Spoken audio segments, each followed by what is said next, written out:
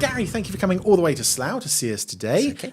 You are currently working on, or have recently worked on, such big feature films as Star Wars projects, Harry Potter projects, but one of your earliest works was you were on Terrahawks back in the 1980s. So how did that come about? Well, I think it was a call from Bob Bell, actually. And I just finished on a movie, and I had this call, and he said, "We're doing this Gerry Anderson show called Terrahawks. Are you interested?" And of course, being freelance and being fairly new to the industry, you say yes to everything. So yes, of course. And met up with him. I think we met up in a pub somewhere, actually, and he told me about the idea of the show. And of course, like so many people in my generation, we grew up with Thunderbirds and Stingray and all of those things. So Gerry Anderson was a name that was, as big in my mind as, any of the other sort of Lucases or Spielbergs. It was a big name. So never having done a puppet show before, but, how hard can it be? And I think, the confidence of youth, it's like, yes, of course, I'd love to come and work on it. So sure enough, a few weeks later, went down to Bray Studios, and that's where it all began. Lovely. So were you much of an Anderson fan when you were younger, to the extent that it was an influence on your career choice, possibly? Possibly. I think, I hit the mark. Thunderbirds, as a kid, I was contemporary with the first screenings of Thunderbirds and Captain Scarlet and all those things. I had every dinky toy that came out, and I still have up in the loft, but good. Don't tell my wife. No, that's what we like. I've still got all those toys. I loved, as a kid, I would draw stuff. I would draw, incredible machines and spaceships and all of that sort of stuff. And so, to have the opportunity to go and work on an Anderson show, it's like, well, of course I'm going to say yes. Yeah. Well, now we're going to put your Anderson knowledge to the test. Uh-oh. This is where we play very short segments from the opening titles of all 18 of Gerry's shows. 18, wow. In chronological order. Wow. So when you see one that you recognise, okay, if you would care to shout out the title. Yes. And we'll see how many you get. Okay. Twizzle. Oh, yes. Torchy. Yeah. Four Feather Falls. Yes. Stingray. No. Oh no, Fireball XL5. Fireball XL5. Yeah. Going too quick. Stingray, of course. Yeah. Thunderbirds. Easy one, yeah. Captain Scarlet. Gen 90. Oh, yes. It's a bit more obscure. Secret Service. Oh, got it. Oh, and a UFO. Yep. Protectors. Yes. We're doing very well here. Space 1999. Of course, yeah. This is an emergency. Oh, Gotta get that Terrahawks, one. maybe? Yeah. Dick Spanner. Yep. Space Police. Ooh, Space Precinct. Precinct. I'll give you that, yeah. Right across the Is that Lavender Castle? That is, yeah.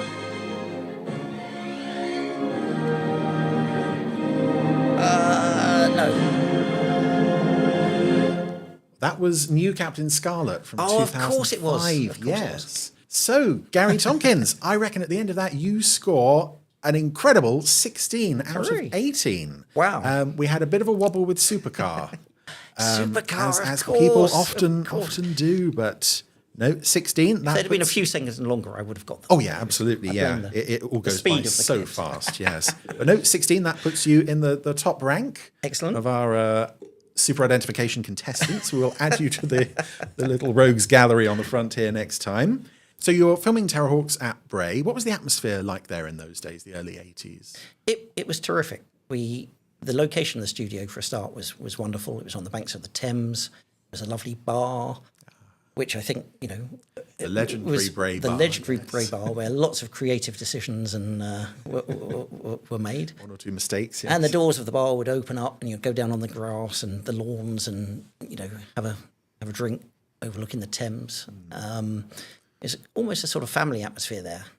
It was a much smaller studio than Pinewood or Shepperton or any of those other big studios where some of us had worked. But it just felt really small. You knew everybody. You knew the security guard. You knew the guy that ran the projection booth. You knew Nora in the canteen. You know, it really was a small sort of family. Felt like it, you know, a small family setup. It was nice. Yeah, while Terrahawks was filming, there was a documentary crew came in to film, I think it was for something called the Electric Theatre Show. Yes. And those rushes still exist in beautiful HD amazing. on a really nice day. I think there's a shot of Alan Patillo sat Yes. by the river. Yep. And it all just looks absolutely lovely. But Yes. as you say, yes, we've heard stories about The Bray Bar. Bray I mean, Bar. one of the claims to fame of the Bray Bar is famously Pete Cook and Dudley Moore used to record Derek and Clive down at Bray Studios. And on one of the covers of their albums, they're actually stood outside the doors of the Bray Bar. Oh, lovely. On the way down to the river. So Gosh. that's a nugget of trivia. So it was at one point quite a, would it be fair to say, thriving studio? But by the time Terrahawks came along, it was... Absolutely. It was not what it was. A lot of the Hammer horror films were made down at Bray. Other smaller films were made there. But when Terrahawks were there, we were the only the only show in production. And the only other times there would be anyone else within the studios we had there were 2 or 3 empty stages where bands would come. So if they were doing a big concert tour of the UK, they'd come and rehearse in the soundstage. Lovely. So I think AC/DC cracked the wall of the stage at one point. I think it was AC/DC, but we'd often be in the workshops and get a free concert, which was pretty cool. So what precisely were your duties on Terrahawks when you first started, at least? When I first started, I was assistant to Bob Bell, who was designing it, and he would do sketch, and I would do all the working drawings. So essentially the architectural drawings. So all of the sets, some of the full-size puppet scale craft I'd draw up, and then I would get those built either by the in-house team, or Bill James was a subcontractor that built a lot of the sets for us. He was on Slough Training Estate, and he'd actually done some of the earlier Anderson shows. He'd made some of the Thunderbirds craft. And, back then he was fairly elderly, but he had this wonderful old school kind of construction workshop. Go in and smell the timber and the wood shavings, and he would build those sets. They'd then be shipped back to the studio, and we'd paint them. And in collaboration with Steve Begg, who of course designed all the craft, he would design the liveries, and then the small section that was puppet scale, we would then replicate and get all the markings to match the miniature craft that had been previously kind of established in the model workshop. So was there any sort of difficulty in keeping those matched, or was that fairly painless process? It was fairly painless, I think. It was always useful for the miniature to be established first, and then we would match to that. So, it was always a fairly small section of cockpit or that kind of thing. So it worked well, I think. Yeah. So you worked on Terrahawks from beginning to end. If I played you a clip from an episode, would you be able to sort of talk us through what your roles, what your possibly, responsibilities? yes, Yeah, of providing you actually worked on it. It's for an episode that I know you did work on. We've got a clip here from the episode Gunfight at Oakey's Corral. Oh, yes. Yes, this was a good fun. Oh, yes.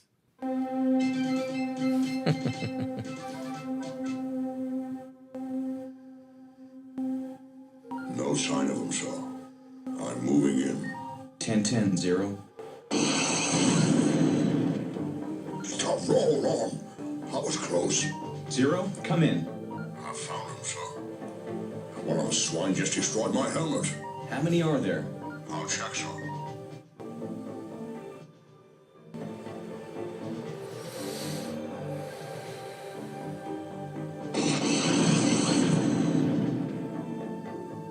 That's 2.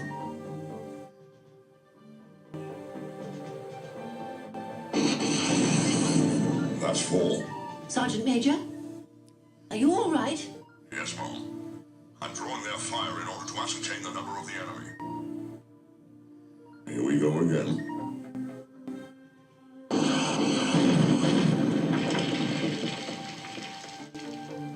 They think I'm alone. They've shown themselves. There's only 6 of them, sir. They've fallen for it.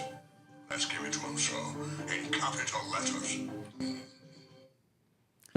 So Sergeant Major Zero there on the warpath in the episode Gunfight at Oki's Corral. Taking that clip, was there anything you were actually involved with there specifically? Oh yes, I mean, or- we were. I was involved in every episode all the time. So that was a set that we built on the puppet stage. Peter Holmes, who was the prop master who made all of the props, he also did a lot of painting of the backings. So the backing that you see there of the sort of mountains, that was done by him. And then we'd carve polystyrene for those rocks and make the polystyrene cacti and things.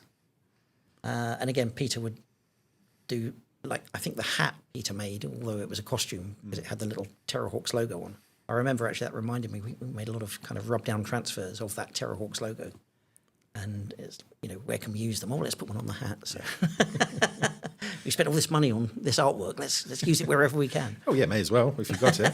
Yeah, I remember I've seen sketch artwork of sets from that episode, Yes. Sam Oakey's cabin, Yes, and absolutely. Sheriff Bull's office. Yeah. Once those sketches were sort of in place and approved, how closely did you have to stick to that? Could you sort of improvise, make Absolutely. little in-jokes? Because after the first 2 or 3 episodes where I was Bob's assistant, Gerry called me in and said, I'm promoting Bob to associate producer and I'd like you to take over as art director or, designer in this case. So, again, confidence of youth, 20 years old. Yeah, of course I can do that. Yeah, how hard can it be? Do anything, yeah. Do anything. And so because of that, all of those sets, I would do a sketch and then I would follow that sketch through with... So the sketch I would show to the director, whoever that might be, whether that's Des Saunders, Alan Patillo, Natalie, Tony Bell, and show it to Gerry. And once everyone approved it, then I'd do some drawings. We'd get the set built. And so I was kind of in control of how the set developed. So if during the course of the build there was something that actually it'd be better if we did that or that, absolutely, we had complete control over, what we did. And it was always great fun doing those, what I would call real world sets. Spaceships are great, of course they are, but to replicate, the Sheriff Bull's office or Oakey's cabin, it was almost more of a challenge because having to get everything in a smaller scale You're with a creating an spaceship, environment that's actually lived in. Exactly. Believable, So yes. with objects and props that have to be replicated from the real world that people are familiar with. It's not just a kind of high-tech spaceship interior. So Which, of course, gives you more scope for, like, in-jokes and yeah. nods to other Oh, things. absolutely. Yes. In Sheriff Bull's office, there were 2 wanted posters on the wall, Yes. which actually were Gerry and Christopher Burr, the other producer. But just to make them put a little twist on that, we actually cut the heads off. The days before Photoshop, this was on a photocopier. So we had Gerry with hair, with Christopher's hair, and we had Christopher with Gerry's bald head. So Oh, it was little bits of fun like that we... No one got in trouble for that. No. Neither of them noticed, no. We've got here a lovely Space 1999 lunchbox with questions from our listeners. So if you would like to reach in, grab a couple of questions. Of course. Of course. 1 and 2. Let's see what you've got there. So this is from Paul Hilda. Are there ever any projects offered to you which you choose to decline? What would be typical reasons you'll pass on a job?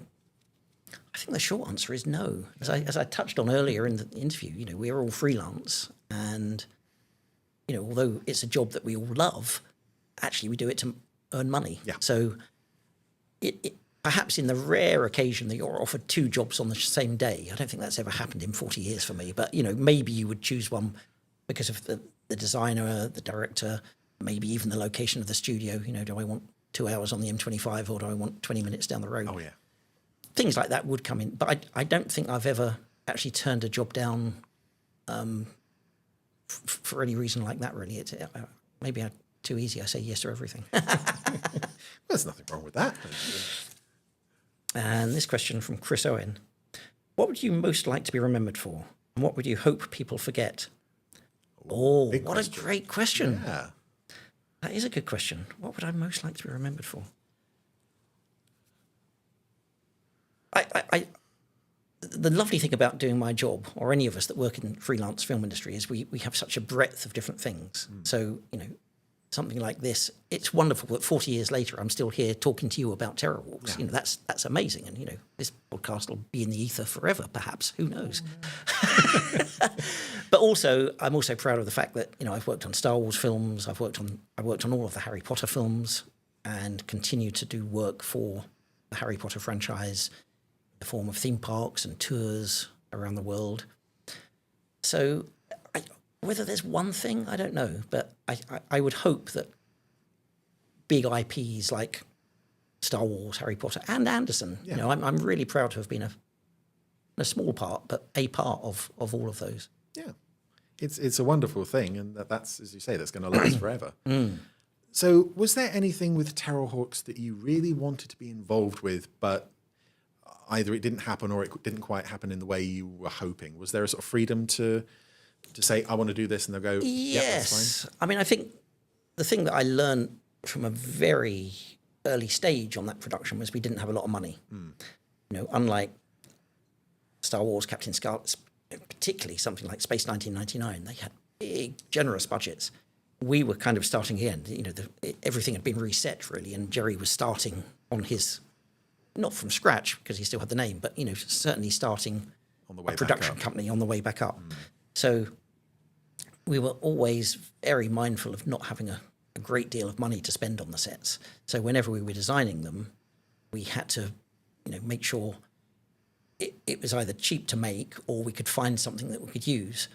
So yes, it always would have been nice to, wouldn't it be great if? I think in a lot of ways, the challenge by having not a lot of money makes you more creative. Yeah.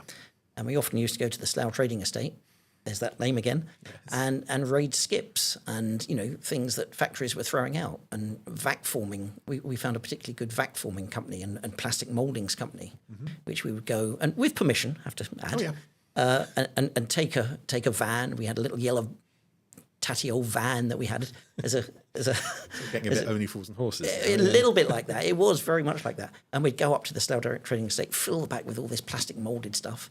And that might have been, you know, backs of TVs or components from washing machines. And you bring it back to the workshop, and you get 3 backs of TVs next to each other. You spray them all silver, and you put a little bit of electro tape on and a couple of red flashing lights. And suddenly you've got a bit of a high-tech, background to one of your spaceships, or, you know, an engine bay or something like that.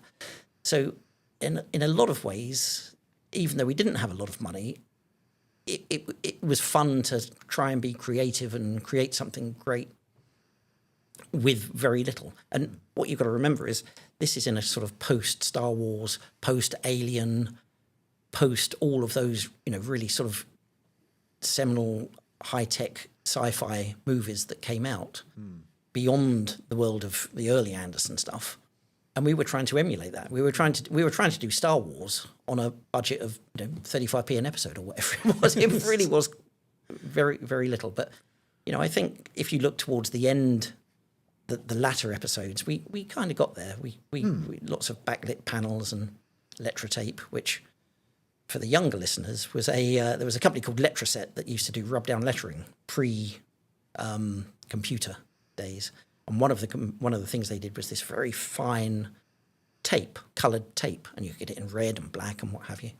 And that was a technique that was used extensively on the Star Wars films, established by the original designers on the Star Wars films. And we thought that was a really good look, so we did that on a lot of panels. So wherever you see a piece of perspex sprayed black and then a little white line around the outside, and then some buttons and some backlit panels, and it kind of. Hopefully it looked fairly slick. Yeah. Well, even going back to the old Super Mario Nation days where they had the big budget, you still see things like Lego bricks on top of control consoles, or famously there's a lemon squeezer on the side of the Thunderbird 1 launch bay. Yeah. So they were doing that even back then. Yes. Using bits of Airfix kits to completely. build bridges and completely. such. So and I think, you know, on some of the earlier episodes, there was a tendency to go back to that and put toothpaste tube caps on as buttons and things, but we tried to get away from a little bit of that in the latter episodes and just make it a little bit slick. So if you look at the design of the Terrahawk cockpit and things like that, we tried to elevate it a little bit as time went on. So you would go back to an existing set from early episodes if it was still being used later Yes, on and exactly. tweak it a little bit just to bring it up to... I mean, you know, with respect to Bob Bell, who was the original designer, you know, he came from that world of Thunderbirds and Captain Scarlet, and there was a kind of aesthetic that he set, which when I took over, collectively we thought, let's just kind of slightly remove the toothpaste tube lids and let's put a backlit Electra tape panel on instead. Less Blue Peter, more Star Wars, yes. So is there anything that you could look back at Terrahawks now and say, oh, I did that. There's that thing that I made. Is your memory of it as fresh? Yeah, I mean, a lot of things in a lot of the episodes. You know, as nothing actually that I physically made, because of course we had the set builders and we had Peter Holmes, the prop maker. But you know, I can look at any episode, you know, where we've got the circus tent, for example, and the posters and the striped fabric of the tent. I remember quite clearly that, and Stu Dapple's mother's house, where that was a really lovely thing. That's what I was talking about earlier, doing real world sets as opposed to sci-fi sets. And you know, we had 3 little flying ducks on the wall that we modelled up and cast and painted up, and I had to make the whole interior of that house look quite sort of naff and chintzy and bad taste carpet, and it was really good fun. Pete's Diner as well. Pete's Diner was great with the chairs and the hamburger posters up on the wall and the chalkboard. It was always very good fun doing those real world sets. Yeah, I think they're the ones that stick in my mind more than the more sort of uniform, functional sort of control rooms and such. Similarly, even though it's very simple, there's a lot going on in the back alley behind the bar. Yes, no, that's another of my favourites. Yeah, that is another of my favourites. I did a little sketch for that with, you know, drain pipes and air conditioning units and all that kind of stuff, and then made them up either by finding components that would work straight away, or getting prop makers to make them up. So, you know, drain pipes, instead of being that diameter, you just get a smaller pipe and you put that on and clips, and suddenly you've got a puppet scale drain pipe. So you're facing problems that your mind would never have thought to encounter before, and you're having to find solutions on the fly. Absolutely, yeah. Nice. Okay, so going back to Thunderbirds, we are going to present you now with one of your favourite vehicles from that show. And to the surprise of many people, it wouldn't be one of the actual International Rescue Crafts. This is a guest vehicle. Exactly. From the episode End of the Road. Mm-hmm.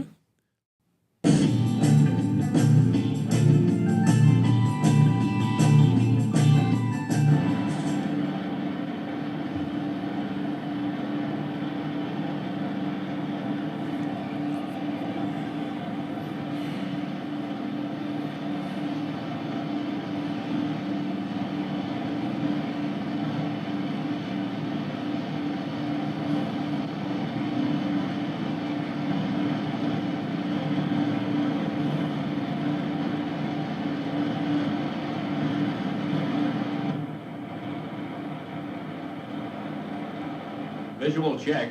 Tree and rock formations, range 8. Repeat. Tree and rock formations, range 8.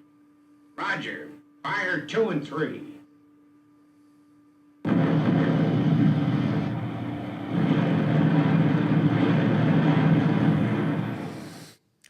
So that's the Pathfinder there from End of the Road, cutting its way through the forest there. What is it about that vehicle that stuck in your mind? I don't know. I think, you know, looking back at all the Thunder, of course, I loved all the main vehicles, but there was something about that, and I've got a very vivid memory of being 7, 8 years old and actually drawing this amazing vehicle that was, you know, cutting through the undergrowth and making a road, and you could do the entire thing, and then including all the white lines out the back. You know, this one big, and I used to draw all those vehicles all the time as a kid, and obviously, you know, based on that. And it was just something that really sort of appealed. It's amazing. It's only actually seen doing anything in that one sequence, but it's still stuck in your mind and fired your imagination. Weird, isn't it? Weird. But, you know, even now, you know, you drive past a huge kind of crane or a big construction vehicle on the motorway and you think, oh, that's really Thunderbirds. Yeah. And, you know, it's still there, even today. Let's dig into our tin of listener questions here. Let's take out a couple more for you. The two. That's great, thanks. Okay. So we've got 3 left for next week. This is from Steve Bushell. Hi, Gary. Wow, what a great CV. Thank you. How much direction did Gerry give you for Terrahawks, or did you have free reign? Yeah, Gerry, quite a lot of direction, but not overly. Having worked with other people since, not a great deal. I think for both Steve Begg and myself, I think he let us have quite a free reign as to what we were doing. He would, obviously like to see everything that we did. I can't remember many occasions where he said, "Oh no, that's no good. Go away, do it again." Was he sort of peering over your shoulder all that much? 'Cause... Not really. No, I mean he was on the same. It was such a small operation. He was on the same corridor. At the end there was the art department. There was myself and Steve Begg, and then come along a couple of accounts offices, and then there was Gerry's office. And you'd do something, and you knock on the door, go in, and show him, "Oh, yeah, this is great." And like I say, obviously for specific episodes, you would also be working with the director, because the director would have a good idea of what he wanted. And the scripts were always very good. Tony Barwick did terrific descriptions in the script, so it made life easy for us as designers to actually come up with an image which we could then show. And so, in answer to that question, pretty much free reign. But he did like to see what you were doing, and on the whole, maybe it's just because we were great and we got it right first time. Absolutely. What can I say? He had faith in you, yeah. Okay, this is from Roger Morgan. Is AI the greatest thing since sliced bread, or a monster in sheep's clothing? Ooh. As an artist, I have already lost jobs because of AI. How do you feel about it? Oh, that's another big question, isn't How it? long have we got? Yeah. Yeah. Like all of these things, like all technologies, it's a force for good and for bad. I know a lot of concept artists in the movie industry today are really concerned about AI, because you can put anything you like in, and suddenly there's an image, and then you change it. And so, from that respect, it's quite tricky. I don't know where it will end. No.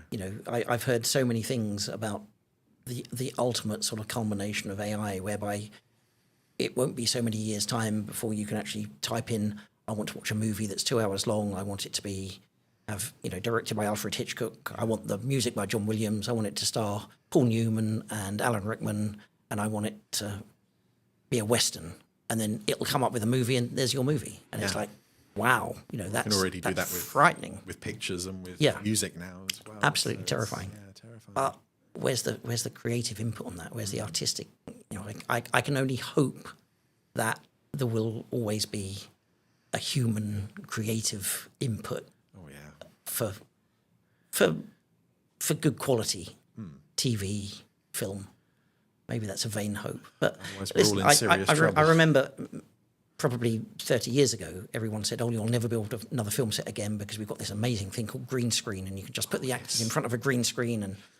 And of course, it never happened. Yes, they have their uses, but it goes down. Yeah. Similarly, in fairly recent years, there are these things called volumes, which are LED screens that are 360 degree on stage. And again, you can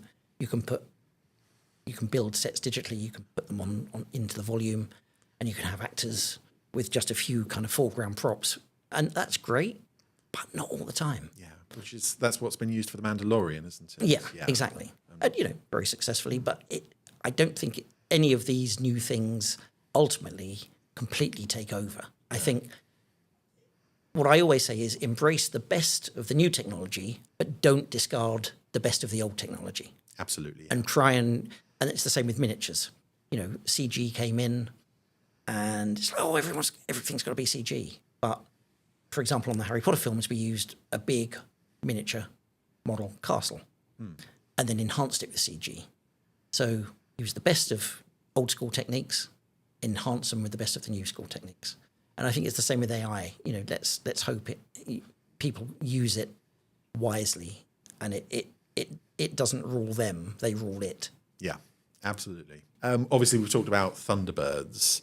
What is Thunderbirds the absolute earliest you can remember, or is there anything before that? I remember Stingray, but the tricky thing is, of course, one never knows whether there were repeated shows that I saw later, but certainly remember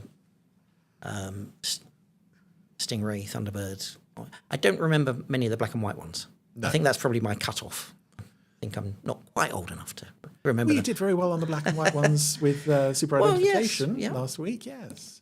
So any memories of the live-action ones of UFO in 1999? Were you watching those always at the used time? to watch all of those. Haven't watched them for many years, so don't ask me any questions. But but no, they were always a favourite. And you know, like I'm sure so many people say, it was the Derek Meddings miniatures and the UFO, and again the dinky toys, the UFO and the firing missile and the curiously coloured green machine instead of white. Got a lovely white one. A nice white one here. Looking very jealously at that one. Oh yes, it's a lovely Product Enterprises 1612 one. Yes. So you had all of the toys, or most of the toys. Did we have a favourite series from that era, the 60s and 70s? I know it's probably everyone's, but Thunderbirds. Yeah, definitely. Like I say, because it hit me at the right age, because it was just the right combination of fun. I think the latter ones they were great, got a little bit more serious, Space 1999 UFO, but at that precise age that I saw Thunderbirds in combination with the toys that you would be playing with on the carpet as you were watching it on the TV. Yeah, that's definitely my favourite, I think. So what else were you watching around that time that was having a similar impact on you? Oh my goodness. It's hard to know. I mean, the usual sort of Blue Peter and stuff like that. So nothing that really came close to Thunderbirds in that sense? That was definitely the one. So were you watching, presumably you were watching every week, you had your toys there, this was appointment viewing as Absolutely. such, Thunderbirds as a kid? Back in the day when there were no such thing as video recorders or streaming, or you watched it once, you had to watch it then, that was it or forever. you wouldn't see it again. Because there was no chance of it being shown ever again, and here we are 50 years later still talking about it all. So when you're watching that as a kid, were you even thinking back then, I'd like to do something similar to this, or did that come along later? Yeah, possibly. I mean, my father was an art director in the film industry, as was my uncle. So I always had a kind of inkling that that's the sort of thing I'd like to do. And as someone that loved model railways and airfix kits and all of that stuff that every kid loves, I suppose, to think that you could actually use those skills and drawing skills for a job, it's like, well, why wouldn't I? And, I could always saw my dad making card models and doing lovely drawings of stuff. And it's like, well, I'd quite like to do that as a job. So I think from an early age, I thought, that's the route I'd like to take. Because, back then there wasn't really an awareness that such jobs existed. Nowadays there are, with the advent of DVD extras and documentaries and YouTube and what have you, and behind the scenes books, and of course lots of fantastic film and TV design courses in universities, colleges up and down the country. There's a much bigger awareness. Even things like the Harry Potter tour at Leavesden, people can see behind the scenes, and there's an awareness that, hey, I could do this for a job.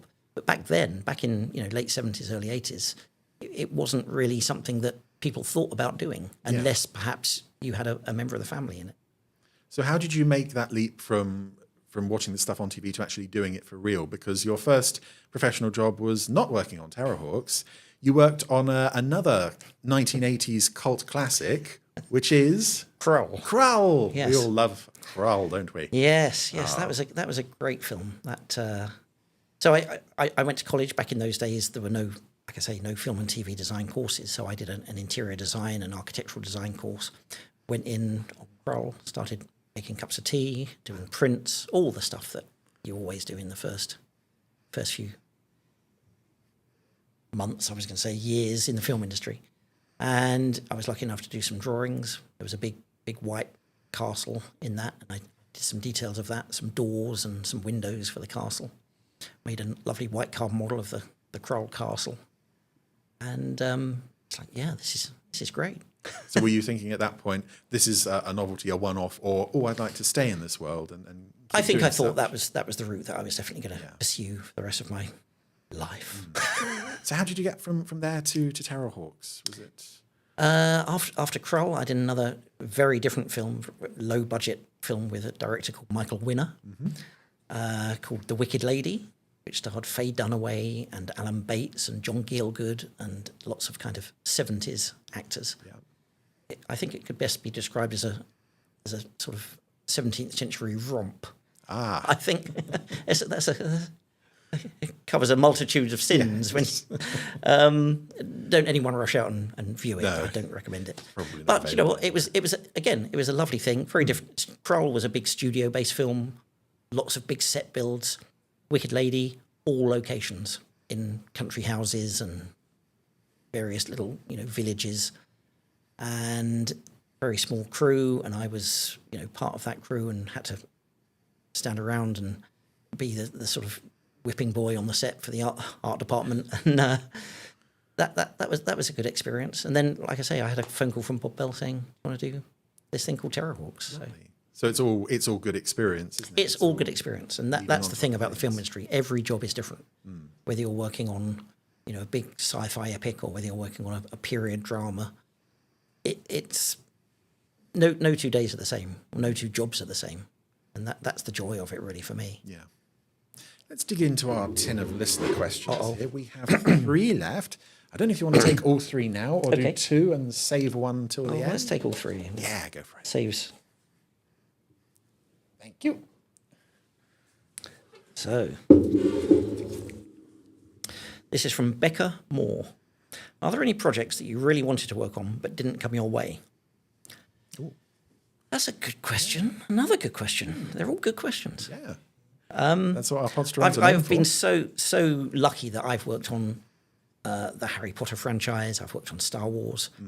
What I always say is one of my claims to fame is, apart from Anthony Daniels, I think I'm the only person who have worked on all 3 incarnations of Star Wars. So I did work experience on The Empire Strikes Back. Oh, right. I then worked on The Phantom Menace for the prequels. I then did Force Awakens, Rogue One, and Solo in the latter years. So Nice. that was really fortunate to work on so many of those Star Wars films. And the Potter franchise is fantastic. I loved working on those. The one thing I haven't ever done, and it's partly due to timing because I haven't been available or haven't been asked, is a Bond film. Oh, yes. And, that of all the big kind of IPs out there, Bond, I think, is another one, Star Wars, Potter, Bond. It's the one that's kind of... Have a chat to Steve Begg about that. Well, exactly. Yes. What's he playing at? So the next question, Jonathan Bell. What was it like working with Steven Spielberg on the movie Warhorse? Oh, when would that have been?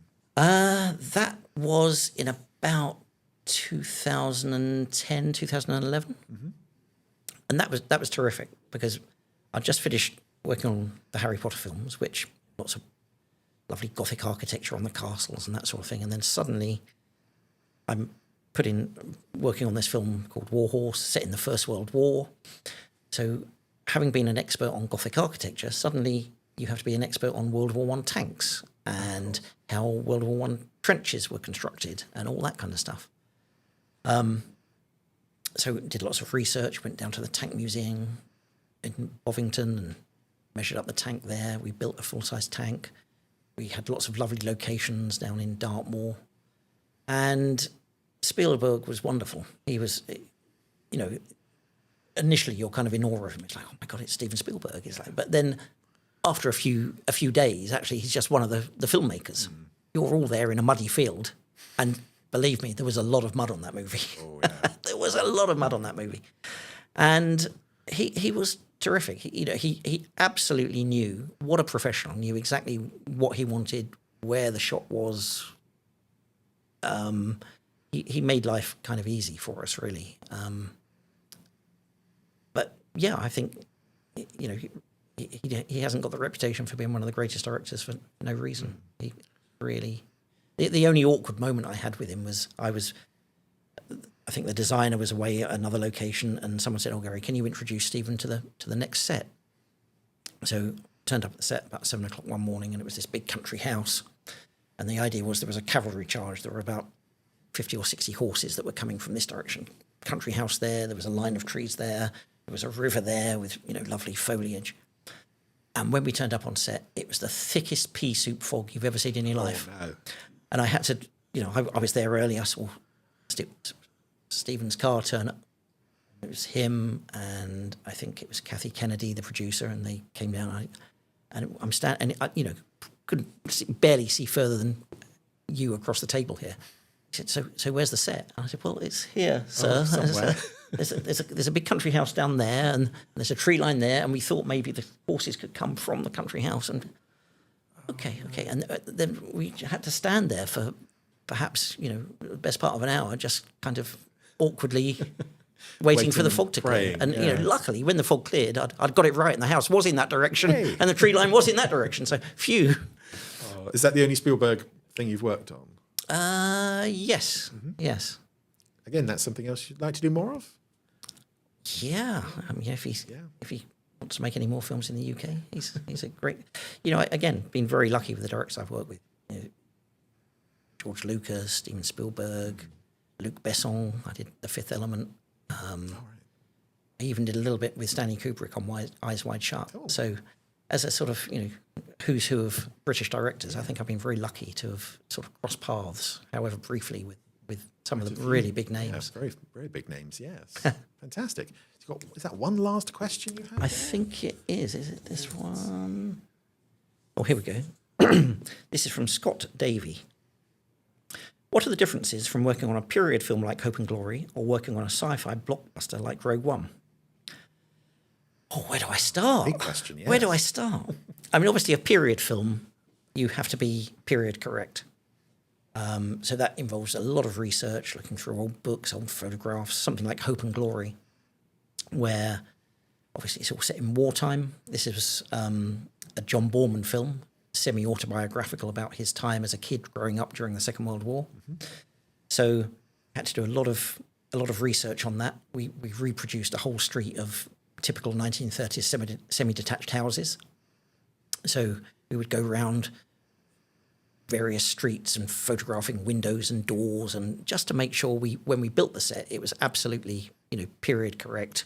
And because there's always going to be one audience member that says, "Oh, that's wrong. You've got a plastic doorbell on that house, and it was meant to be set in 1939." Yeah. It's like, so you have to be so careful with a period film.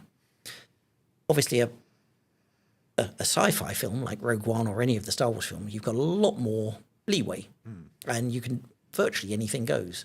Although, having said that, because you're in the Star Wars universe, there's a whole look, there's a whole sort of vernacular of Star Wars world, which was kind of established originally with Ralph McQuarrie, the concept artist, Joe Johnston. Before he became a director, he was a concept artist that worked on the original Star Wars films.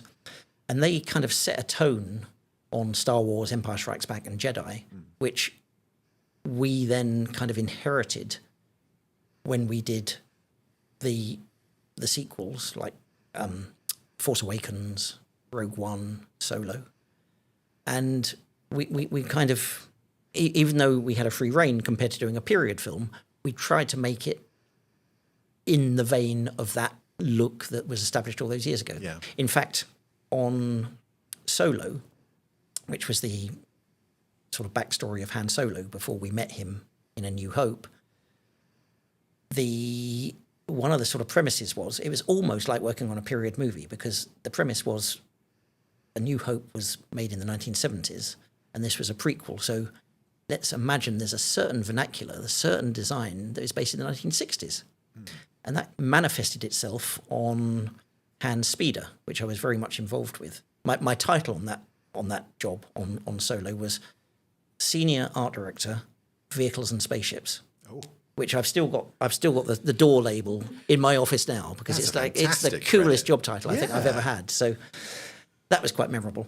So I was very much involved with Han's Speeder. And because we wanted to give it a kind of slightly 60s, although it's a long time ago in a galaxy far, far away and it's sci-fi and it's anything goes, the look of the dashboard on the Speeder was, it had that kind of electrotape look that I was talking about earlier. But I also incorporated it with some sort of chrome dials, some chrome discs, as if like it was a Ford Mustang from the 1960s. So that kind of look on the dashboard.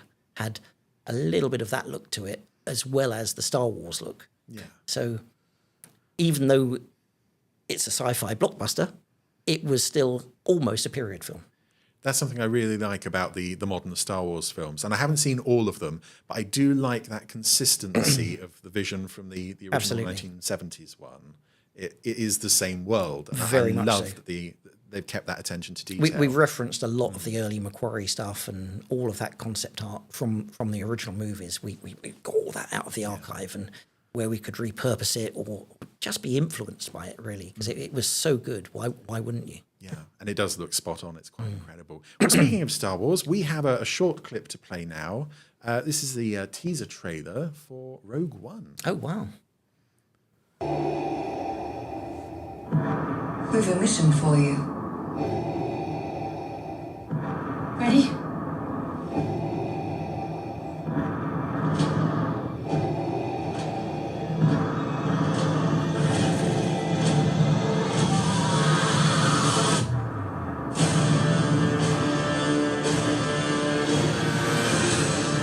May the Force be with us.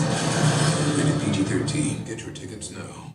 Wow, I haven't seen that in a while. It makes me want to go home and watch it. Yeah, I was thinking, oh gosh, That it's a looks shame really it's not cool. out in the cinema at the moment. Yes, there's a teaser trailer there for Rogue One. Now, you mentioned that you have worked on Empire and Phantom Menace, Rogue One and Solo and The Force Awakens. Mm-hmm. You cross all three of those generations of Star Wars films. Was it sort of, when you go up for these, is it, oh, you were in that one, but oh, of course you can come in, or it's everyone is its own case? As I've said previously, we're a freelance business. You get a call. Are you available? Yes. Oh, what's the project? Oh, it's a Star Wars. Oh, fine. Yeah. So I don't think there was any kind of previous knowledge of my CV that allowed me to get on the other ones. But no, it was lovely working on those latter films. I must say that the last three, because we as I said before, we did reference so much just in that clip, that table. We had to replicate that table. Or even that the was looks of the monitors and such. all of that, yes. So, really good fun. Wonderful attention to detail there, yes. So anything more Star Wars related coming up in the pipeline, or is it very much just wait and see? No, I mean, as I say, we're all freelance. If a call comes in, then, I'll obviously consider it. But at the moment, nothing in the pipeline. There are so many Star Wars offshoots now. I almost lose track with the different TV shows and... So I've done quite a few. I've got it out of my system. It might be nice to do something. You've got that lovely credit at home on the wall. Yes, Exactly. Perfect. Yes. Well, let's take you back to the 1980s. Let's have another scene from Terrahawks from the second episode. This is one of the more poignant moments of the series.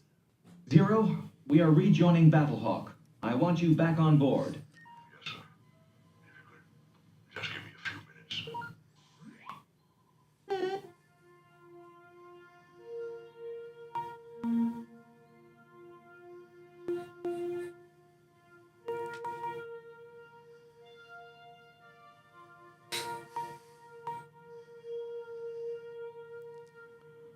Present. Pipes. Fire. Sergeant Major, I don't understand. I mean, when we get back, they'll make another number 13, won't they? You know your trouble, 35. You've got no art. A poignant scene there from the second episode of Terrahawks.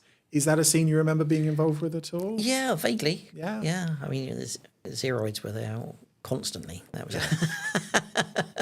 Yeah, it's great fun characters. So where does, looking back on your career, is Terrahawks like sort of one of the jewels, or is it a lesser thing but you're yes. still I mean, fond I of? think just because what we achieved with so little. Yeah. Because it's fine working on a Star Wars or a Harry Potter where you've got almost limitless budget, because you come up with an idea and say, oh yeah, let's do that, and let's get 16 prop makers in for 10 weeks to build it. But that, if you were reliant on finding stuff that other people had thrown away that you then sprayed silver and put a red flashing light on it, then that sort of creative process, I am sort of proud that we achieved what we did. It was a collaborative effort. There were a few of us there, and Yeah, I mean, because every film is different. I'm really proud of Warhorse. I'm proud of Potters. Proud of Star Wars. Proud of Terry. They are so different. It's like choosing a favourite child. Yes. Now, you've brought with you to show us today not one but 3 scrapbooks Yes, of indeed. On-set photographs from Terrahawks. Absolutely. Can we take a look at those possibly? On set and some offset. Oh, yes. We'll show those. So during the course of the filming of Terrahawks, I was always a very keen photographer, and I was always there taking photographs, and primarily of the sets, but also behind the scenes of the sets and people in their workshops, because I thought, one day these might actually be interesting to people. And here we are, 40 years later. I also took a lot of the press cuttings when the actual series was announced and publicised. So that's out of the Daily Mail, February the 15th, 1983. Wow. So Gerry the Puppet Master Strikes Back. That's before the show aired. Yeah. And a lot of the publicity material, and then some of the Creating the sets, creating the sets. I think that's the Hawkwing cockpit. the Hawkwing cockpit. Yeah. That's There's the our full friend size. Terry Adlam, bottom left. There's Terry yes. Adlam, indeed. Yeah. Some of the other sets. And it shows what you were saying earlier, that a lot of the sets evolved over time. You have Absolutely. some very sort of simple, in terms of the Absolutely. spaceship and Yes. base sets, very simple in the early days, and by the end quite We tried to complicated. sort of up the ante and Yeah. get it a little bit more modern. I think you were showing me earlier the interior of Big White One from First Strike. Yes. That was a huge leap compared to, say, the interior of Battlehawk earlier in the series. So yes, this was quite a nice set. And it's great that you had a set that was so big now and so interesting that you could Absolutely. take pictures from so many angles. Yeah. Because some of them, in the early days, it looked like there is only one angle. There isn't much course. room here. Of course. I think you've got also Mrs. Dapple's house in there. as Yes, well. we've got. It's one that we had a lot of fun doing, because it was a very sort of domestic interior with the flying ducks on the wall. It's the miniature and the plates on the plates sideboard there, yes. and the fireplace, the clock. And, a lot of this stuff is Peter Holmes creating it from nothing, really. Yeah. I think the clock we got lucky with, that was a little miniature that we found. Oh. They're wonderful images, little snapshots of moments in time that are long gone now, as Yes. are a lot of those puppets and props and things. This is the little circus Space tent that I was Giant, talking about. yes. That was all very good fun. It's, as I said before, it's these real world sets that I really enjoyed working Yes. on. Because there are a lot of like jungles and deserts and such in the early days. Lots And then you of- get yes, like lots of jungles museums, and- as we have here. and that's This is the museum from with, Doppelganger, yes. With those all statues. the statues and that's Pete's Diner. That's Pete's Diner, Yeah. which was another really good fun thing to do. It's also interesting to see angles here that we would never see on screen. Of course. It really helps to give more of an understanding of what you were actually working with, what you were up against. Because, of course, in the puppet stage, everything had to be up on a rostrum so the puppeteers could get underneath and in the tank on the stage and puppeteer. So we were always very conscious that we had to make the sets sympathetic to that way of operating. Yeah. And of course, you have something here on the table, which is also from the episode Doppelganger. Some viewers may recognize this. So this is a little, again, back in the day, we didn't have the computers or Photoshop or anything. So it was all, I mean, photocopiers were really high tech. We Yeah. thought we've got a photocopier. Wow. So we made this little newspaper up, and, the headline, Mystery at Museum, which is fine. But then you look in the other text and here, no pay rise for workers, says Gerry. I don't know if that's ever seen on the screen. I'd have to review the episode.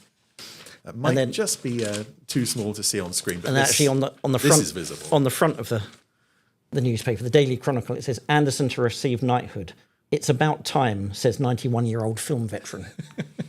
So we used to have lots of little kind of in-jokes like that. Which And you didn't mind? Of course not. No. That's great. It's Oh, all good fun. All good fun. Lovely archive. And I believe I'm right in saying that a lot of those photos you shared with us to go on the Blu-rays, possibly? Or- Yes. Yes. On those. Yeah, So absolutely. if any Terrahawks fans would like to see those, most of them are on the Bluerays, Yeah. except for one or two of the Yes, the ones slightly of more the Bray, sensitive of the ones. Bray bar are still Yes. Top secret classified. safely in the safely in the book itself. So any current projects in the works or anything going on recently that you'd like to tell us about? The most recent thing I've been involved with, funnily enough, is not a movie. It's because I worked on all the Harry Potter films. There's a very a lot of the listeners may know the Harry Potter studio tour down at Leavesden, and they've been doing a little expansion recently, and we've produced some new sets. Oh, lovely. So it's exactly like working on a movie, but without the film crew turning up and spoiling it all. So we've built the sets. We've used the original filmmakers, original team that built the sets 20 years ago for Prisoner of Azkaban, actually, and we're replicating those sets for the studio tour. So lovely. That's something that's now open. So that's been good fun. Yeah, so it's keeping you busy. Absolutely. Yeah, but that's what we like.